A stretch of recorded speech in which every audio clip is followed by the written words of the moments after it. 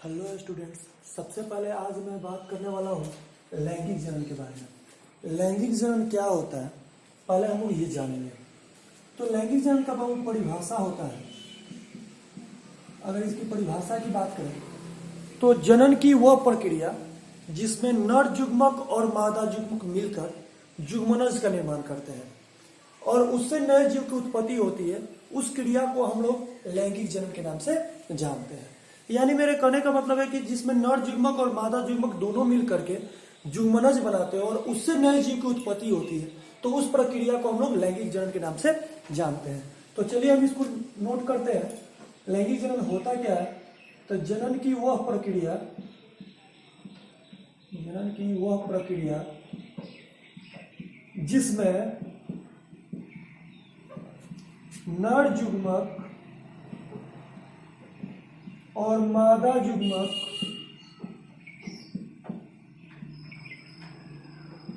मिलकर युग्मनज का निर्माण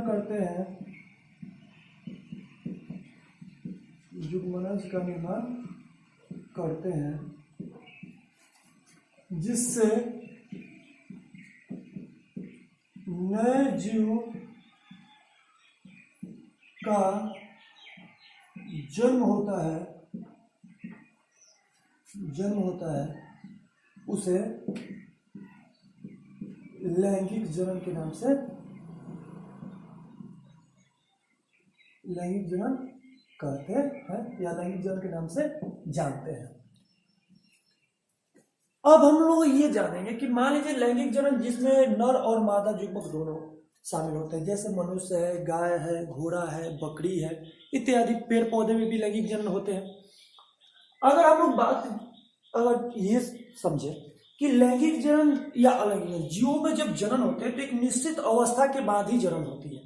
आप जैसे मेरे कहने का मतलब कि आज कोई पौधा लगाए तो कल वो फूल फल नहीं पकड़ लेगा। जैसे आज कोई व्यक्ति कोई जीव जन्म लिया, कल वह प्रजनन क्रिया करने नहीं लगेगा। तो जीवों के जनन की अवस्था होती है। तो जीव जंतुओं में जो जनन की अवस्था होती है उसको हम लोग किशोरावस्था के नाम से जानते हैं या किशोरावस्था की प्रवस्था के नाम से जानते हैं। तो किशोरावस्था की प्रवस्था क्या है? अगर इसकी बात करें तो किशोरावस्था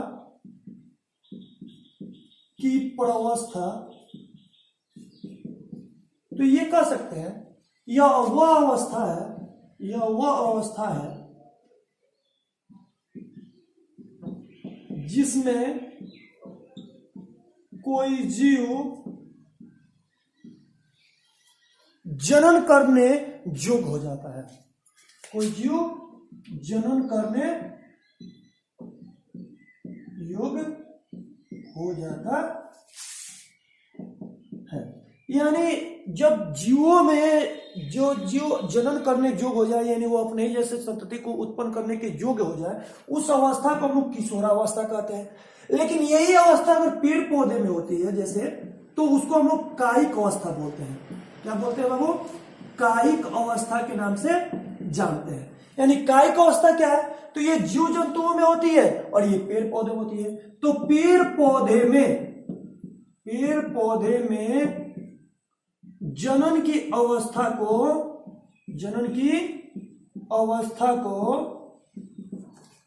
कायिक अवस्था कहते हैं। कायिक अवस्था कहते हैं। अब इस चीज को समझेंगे कि जीव जंतुओं में जो जनन की अवस्था होती है उसे हम लोग किशोरावस्था कहते हैं, और पेड़ पौधों में जो जनन की जो अवस्था जनन करने योग्य जब हो जाते हैं उस अवस्था को हम लोग क्या कहते हैं? किशोरावस्था, कायिक अवस्था के नाम से जानते हैं।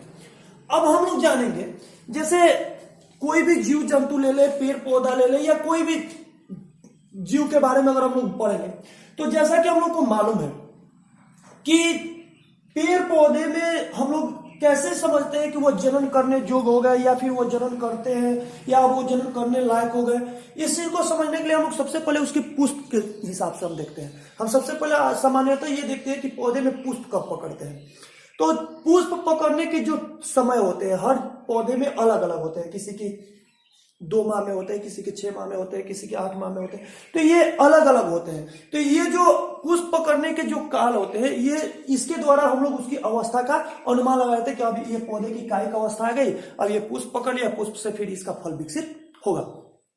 अब हम लोग बात करेंगे कि तो पुष्प पकड़ने के जो समय होते हैं, जब अलग अलग जीवों में जो पुष्प पकड़ने के जो टाइम होते हैं वो अलग अलग होते हैं। जैसे कुछ पौधे ऐसे हैं जो मौसमी पौधा कहलाता है, जैसे मौसम के हिसाब से कि वो उसी मौसम में उसके पुष्प पकड़ते हैं और फिर वो फल का निर्माण करते हैं। जैसे आपका संतरा है, केला है इत्यादि। और कुछ पौधे ऐसे हैं कि जिसमें बहुत सारे अलग अलग मौसम में पकड़ते हैं, जैसे उसमें सालों भर पुष्प पकड़ते हैं, तो इसको वार्षिक पौधे के नाम से जानते हैं, यानी वार्षिक पुष्प उसमें पकड़ते हैं। अगर हम लोग बात करें कि कुछ ऐसे पौधे हैं जिसका जो पुष्पासन की क्रिया है, जो पुष्प पकड़ने की जो क्रिया है, वह अनिश्चित होती है। अनिश्चित होने का मतलब, जैसे कि हम अगर एक पौधे की बात करें जिसका नाम है बांस,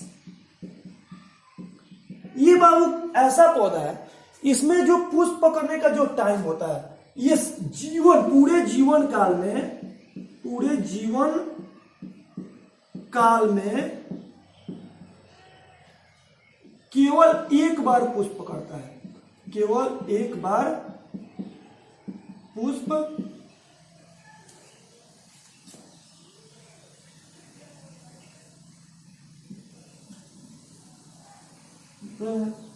पुष्प होता है। यानी बांस एक ऐसा पौधा है जिसमें पूरे जीवन काल में, यानी पूरे लाइफ में उसका केवल एक बार ही पुष्प पकड़ता है। अगर हम दूसरे पौधा की बात करें तो एक नीला कुरेंजी पौधा होता है। ये बांस का तो पौधा आप लोगों ने देखा होगा कि हम लोग के सामान्य तो अपने गांव में देखने को ऐसे पौधे देखने को मिलते हैं। एक दूसरा पौधा है जो नीला कुरेंजी के नाम से जाना जाता है, नीला कुरेंजी। ये जो पौधा है ये केरल में और तमिलनाडु के पहाड़ी इलाकों में पाया जाता है। ये जो होता है, ये पुष्प जो होते हैं 12 वर्ष में एक बार पुष्प करता है, एक बार पुष्प लगता है। यानी नीला कुरेंजी एक ऐसा पौधा है जिसमें 12 वर्ष में एक बार पुष्प पकड़ता है। अगर अब हम बात करें कि आपको एक बहुत ही रोचक जानकारी दें कि वर्ष 2006 में ऐसा देखने को मिला था, लगभग वर्ष 2006 के अक्टूबर नवंबर माह के बात है, कि नीला कुरेंजी में इतने पुष्प मतलब उत्पादित हुए थे कि केरल और तमिलनाडु के जो पहाड़ी इलाके थे, वहां की घाटियों में, वहां के सड़कों पे, मतलब एक तरह से कह सकते हैं कि ये पुष्प के कालीन से बन गए थे। यानी ये चूंकि ये 12 वर्ष में एक बार पुष्प पकड़ता है, तो उस समय ये देखा गया था कि ये पौधे के पुष्प उस समय देखे गए थे और उसको देखने के लिए लाखों सैलानी जो थे अलग अलग देशों से उसको देखने के लिए आए थे। अब चलिए हम अगले टॉपिक की बात करते हैं। हम इसको आप नोट कर सकते हैं और हम अगले टॉपिक की बात कर रहे हैं जिसका नाम है कि पौधे के जो प्रजनन की जो अवस्था होती है, प्रजनन करने की जो अवस्था होती है वह क्या होती है, वह प्रजनन कैसे करते हैं, ये जो पौधे या जीवों में, ये मैं आपको बताने जा रहा हूं। तो सबसे पहले हम लोग ये जानेंगे कि पौधे में या जीवों में जब प्रजनन करने के लिए कोई जीव आगे बढ़ता है, जो प्रजनन करने योग्य हो जाता है, तो उसके शरीर में उसके शारीरिक कुछ परिवर्तन देखने को मिलते हैं। शारीरिक परिवर्तन का मतलब कि शरीर के आकार में परिवर्तन या फिर शरीर की क्रियाविधि में परिवर्तन हम लोग को देखने को मिलते हैं। हार्मोनल क्रियाविधि देखने को मिलते हैं। ये सारी चीजें हम लोग को देखने को मिलती है। तो चलिए सबसे पहले हम लोग ये जानेंगे कि जीवों में जो शारीरिक क्रिया परिवर्तन होते हैं वो कौन कौन से परिवर्तन देखने को मिलते हैं। जनन अवस्था के दौरान जीवों में कौन कौन से जो परिवर्तन होते हैं वो देखने को मिलते हैं। तो सबसे पहले हम लोग बात करेंगे मध चक्र की। मध चक्र होता क्या है? देखिए, मध चक्र और एक होते हैं ऋतुस्राव चक्र। ऋतुस्राव चक्र, देखिए इसमें बहुत सारे कंफ्यूजन आता है बच्चे लोगों को कि मध चक्र और ऋतुस्राव, कुछ लोग कहते हैं कि दोनों बात एक ही है, जबकि दोनों बात एक नहीं है। मध चक्र का जो अगर बात करें तो ये नॉन प्राइमेट जीवों में होने वाले जो जनन चक्र होते हैं, जिसमें अंडाणु का निर्माण होता है, तो नॉन प्राइमेट स्तनधारियों में जो जनन चक्र होते हैं उसको हम लोग मध्य चक्र कहते हैं। अब आपका क्वेश्चन आएगा, आपके दिमाग में ये होगा कि सर तो बोल दी कि नॉन प्राइमेट स्तनधारी, नॉन प्राइमेट किसको कहा जाता है, नॉन प्राइमेट कहा किसको जाता है? तो नॉन प्राइमेट की अगर बात करें तो यानी जो मनुष्य के सदृश नहीं है, और प्राइमेट की मतलब जो मनुष्य के सदृश है, सदृश का मतलब मनुष्य के जैसे, थोड़ा सा इधर उधर हो सकते हैं। तो नॉन प्राइमेट स्तनधारियों में, नॉन प्राइमेट स्तनधारियों में पाए जाने वाले जनन चक्र को मध्य चक्र कहते हैं, मध्य चक्र कहते हैं। अब देखिए नॉन प्राइमेट है जो मनुष्य के जैसे नहीं है, जो मनुष्य के जैसे ये होता है बकरी में, जैसे बकरी तो मनुष्य के जैसे होती नहीं है, घोड़ा में, भेड़ में इत्यादि सब बहुत सारे जीव होते हैं जिसमें मध्य चक्र देखने को मिलते हैं, क्योंकि मनुष्य के सदृश होते नहीं है। और ऋतुस्राव चक्र का मतलब होता है कि प्राइमेट स्तनधारियों में पाए जाने वाले जनन चक्र को ऋतुस्राव चक्र कहते हैं, ऋतुस्राव चक्र कहते हैं। अब देखिए मैंने आपको पहले बता दिया कि प्राइमेट का मतलब होता है कि जो मानव के सदृश हो। मानव के सदृश में क्या होता है, इसमें जैसे में हो जाएगा आपका मनुष्य हो जाएगा, चिंपैंजी हो जाएगा, बंदर हो जाएगा इत्यादि। यानी जो मनुष्य के जैसे जीव है उसमें जो अगर जनन चक्र होता है तो उसको हम ऋतुस्राव चक्र कहते हैं। और नॉन प्राइमेट यानी जो मनुष्य के सदृश नहीं है उसके में जो जनन चक्र पाया जाता है उसे हम लोग क्या कहते हैं, मध्य चक्र के नाम से जानते हैं। अब चलिए हम अगले टॉपिक पे बात करते हैं, और अगले टॉपिक में बात करते हैं कि सभी जीवों के जो जनन की अवस्था के बाद अब मनुष्य जो होते हैं, जैसे मान लीजिए किशोरावस्था जब बीतता है उसके बाद एक अवस्था शुरू होता है जिसको वृद्धावस्था कहते हैं, बोलते हैं वृद्धावस्था। वृद्धावस्था होता क्या है, इसको हम लोग जीर्णता अवस्था बोलते हैं, जीर्णता अवस्था भी बोलते हैं। वृद्धावस्था क्या होता है बाबू, तो इसको समझेंगे। वृद्धावस्था का मतलब होता है कि जीवों में प्रजनन अवस्था की समाप्ति को, यानी जब व्यक्ति या जीव या कोई पौधा प्रजनन करने योग्य नहीं होता है, यानी वो प्रजनन नहीं कर पाता है, तो उस अवस्था को हम लोग क्या कहते हैं, जीर्णता अवस्था या वृद्धा अवस्था के नाम से जानते हैं। अब हम लोग ये चीज को समझेंगे कि अगर इसकी परिभाषा के रूप में लिखें तो हम लिख सकते हैं कि प्रजनन आयु के समाप्ति की अवस्था को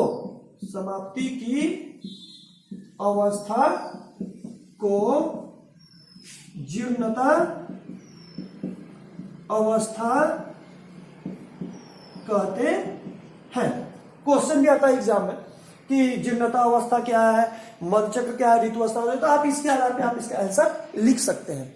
अब चलिए हम लोग अगले टॉपिक पे बात करते हैं कि लैंगिक जनन जो क्रियाएं होती हैं, वो लैंगिक जनन की क्रिया में कौन कौन सी घटना होती है, क्या क्या होता है। चलिए हम एक एक करके सभी बिंदुओं पे ध्यान देते हैं।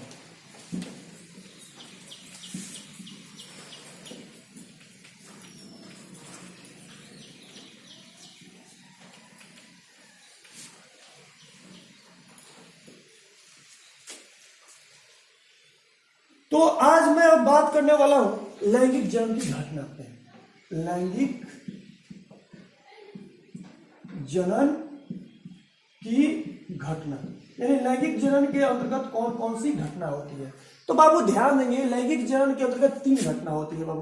पहली जो होती है निषेचन पूर्व घटना होती है, निषेचन पूर्व घटना। निषेचन पूर्व घटना का मतलब निषेचन की पहले की घटना। दूसरा होता है निषेचन,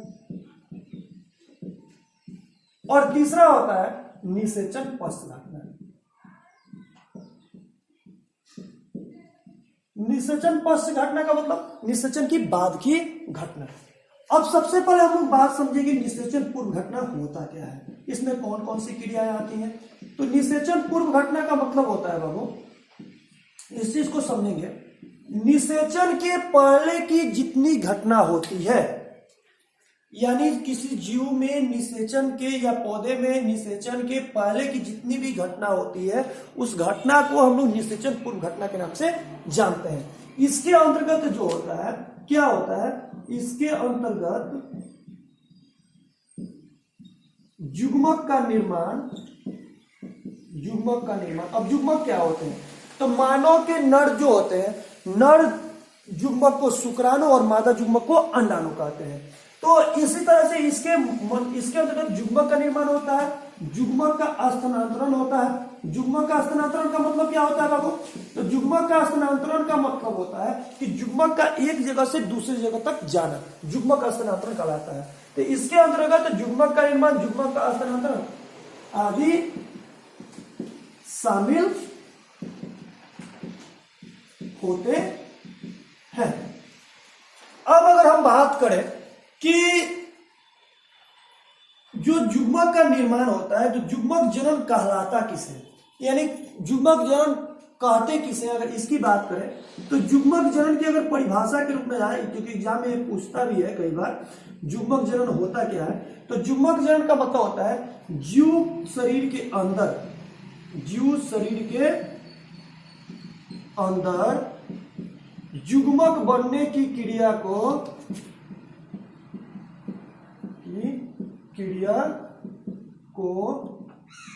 युग्मक जनन कहते हैं, युग्मक जनन कहते हैं। अब देखिए जीव शरीर के अंदर युग्मक बनने का मतलब नर युग्मक और मादा युग्मक दोनों।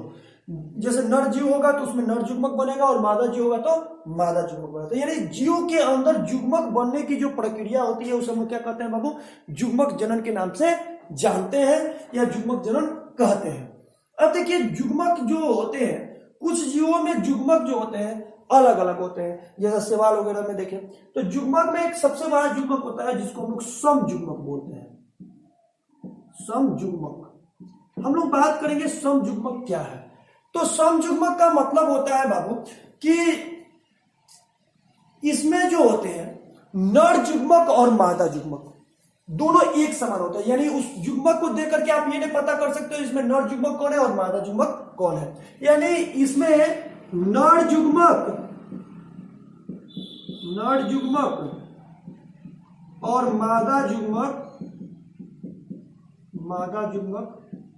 समान होते हैं, यानी आप ये देख करके पता नहीं कर सकते हो कि ये कौन नर युग्मक है और कौन मादा युग्मक है। तो इसकी अगर परिभाषा के रूप में लिखने के लिए चाहे कि सम युग्मक क्या है, तो युग्मक निर्माण की वह प्रक्रिया जिसमें नर युग्मक और मादा युग्मक समान हो, तो वैसे युग्मक को हम लोग सम युग्मक के नाम से जानते हैं। अगर हम लोग दूसरी युग्मक की बात करें, ये जो होता है क्लेडोफेरा एक शैवाल होता है, उसमें ये युग्मक पाया जाता है। अगर हम लोग असम युग्मक की बात करें, तो असम युग्मक होता क्या है, तो इसमें जो होते हैं नर युग्मक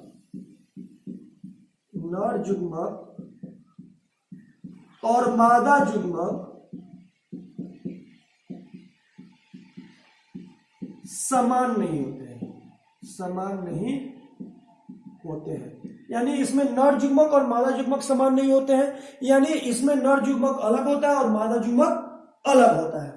यानी और इसमें जो होती है कसाभिक पाई जाती है, इसमें जो होते हैं कसाभिक पाई जाती है। कसाभिक पाई जाती है तो मतलब कसाभिक कहा जाता है फ्लैजिला को। फ्लैजिला का मतलब होता है ये तंतु के रूप में होता है। तो इसमें जो होती है, इसमें नर युग्मक और मादा युग्मक दोनों समान नहीं होते हैं और इसमें कसाभिक पाई जाती है। लेकिन एक तीसरी युग्मक होती है जिसको हम लोग विषम युग्मक कहते हैं। विषम युग्मक क्या होता है, तो विषम युग्मक में इसमें भी जो होता है बाबू, इसमें नर युग्मक और मादा युग्मक दोनों समान नहीं होते हैं, दोनों समान नहीं होते हैं तथा इसमें कसाभिक नहीं पाई जाती है, कसाभिक नहीं पाई जाती है। इसमें कसाभिक नहीं पाई जाती है विषम युग्मक में। अब हम लोग बात करेंगे बाबू कि समयुग्मक में किसमें होता है, असमयुग्मक किसमें होता है और विषम युग्मक किसमें होता है।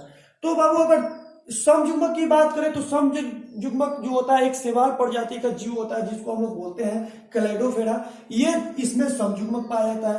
असमयुग्मक की बात करें, असमयुग्मक किसमें पाया जाता है तो ये शैवाल में एक प्रजाति है फ्यूकस, इसमें ये पाया जाता है। और विषम युग्मक के अंतर्गत तो ये तो मनुष्य के अंदर पाया जाता है, इसमें अलग अलग युग्मक होते हैं, नर युग्मक अलग होता है और मादा युग्मक अलग होते हैं।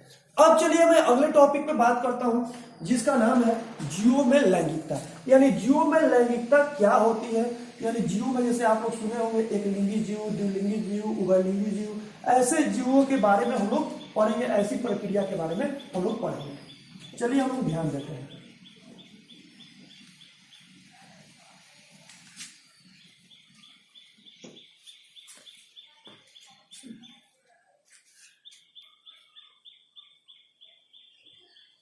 जीवों में लैंगिकता, जीवों में लैंगिकता, जीवों में लैंगिकता यानी जीव में कौन कौन से लिंग होते हैं, एक लिंगी जीव किसको कहते हैं, द्विलिंगी जीव किसे कहते हैं, इसके बारे में हम लोग पढ़ेंगे। चलिए सबसे पहले हम लोग ध्यान देंगे, सबसे पहला जो चीज है वह उभय लिंग आश्रय। पहले हम लोग जानेंगे उभय लिंग आश्रय क्या है। उभय लिंग आश्रयी क्या है, तो देखिए बाबू उभय लिंग का मतलब यहां तक है, जैसा कि आप लोग जानते हैं कि जब पौधे में नर और मादा जनन अंग एक ही पौधा में पाया जाता है, जब नर और मादा जनन अंग एक ही पौधा में पाया जाता है,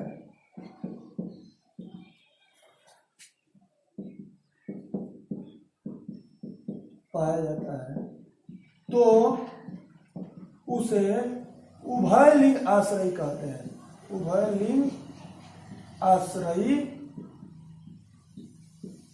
कहते हैं।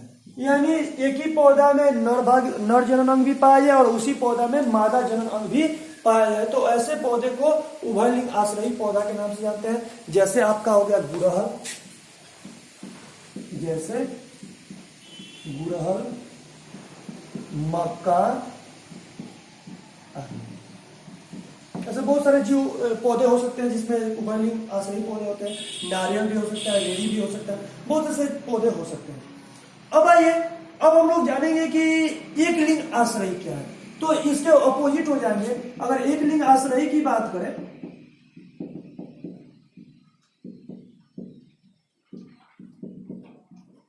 तो जब नर और मादा जनन अंग, मादा जनन अंग अलग अलग पौधे में हो, या हम लोग ये कह सकते हैं जब एक जनन अंग केवल एक पौधे में हो, तो उसको हम लोग एक लिंग आश्रयी कहते हैं। यानी जब नर और मादा जनन अंग अलग अलग पौधे में हो उसे एक लिंग आश्रयी कहते हैं। एक लिंग आश्रयी कहते हैं। एक लिंग आश्रयी का मतलब जिसमें नर पौधा अलग हो और मादा पौधा अलग हो। जैसे ये जो होता है किसमें होता है बाबू, तो ये पपीता में होता है,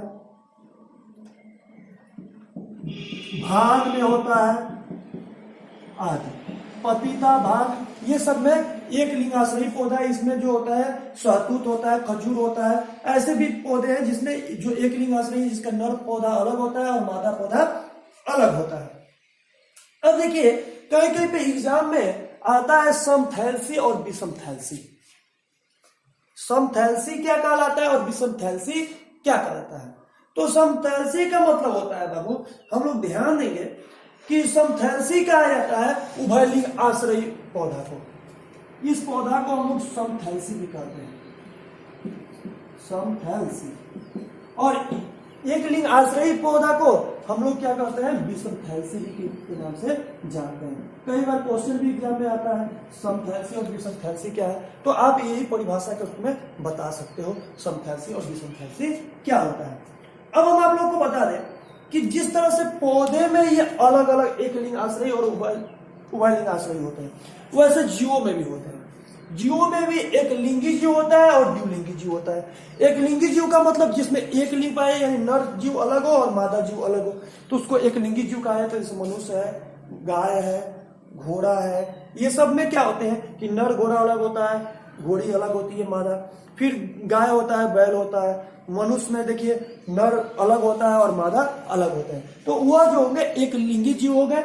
और द्विलिंगी जीव का मतलब या हम लोग ये कह सकते हैं जिसमें दोनों लिंग यानी नर और मादा दोनों एक ही में पाए जाते हैं, उसको द्विलिंगी जीव के नाम से जानते हैं। जैसे केचुआ होता है, जोंक होता है, ये सब जो होते हैं द्विलिंगी जीव के उदाहरण है। स्पंज भी होता है, टेपवर्म भी होता है, ये सब द्विलिंगी जीव के उदाहरण है। लेकिन हम आपको ये बता सकते हैं कि सभी उच्च वर्गीय जंतु, जितने भी उच्च वर्गीय जंतु हैं, जितने भी बड़े जंतु हैं, वह एक लिंगी होते हैं। और जितने भी छोटे जीव हैं, सामान्यतः, पूरे तो नहीं कह सकते लेकिन मैंने सामान्यतः जितने भी छोटे छोटे जीव हैं वह जो होते हैं वह द्विलिंगी होते हैं। अगर एक लिंगी और द्विलिंगी की परिभाषा आपसे कोई पूछे कि एक लिंगी और द्विलिंगी से आप क्या समझते हैं, तो आप यहाँ पे कह सकते हैं कि जिन जीवों में एक लिंग पाया जाता है यानी एक जनन अंग पाया जाता है उसको एक लिंगी जीव बोलते हैं। और जिन जीवों में नर और मादा जनन अंग दोनों पाए जाते हैं उसको हम लोग द्विलिंगी जीव के नाम से जानते हैं। आज का क्लास यहीं पे हम रोकते हैं, फिर अगले क्लास में मिलते हैं। तब तक के लिए धन्यवाद।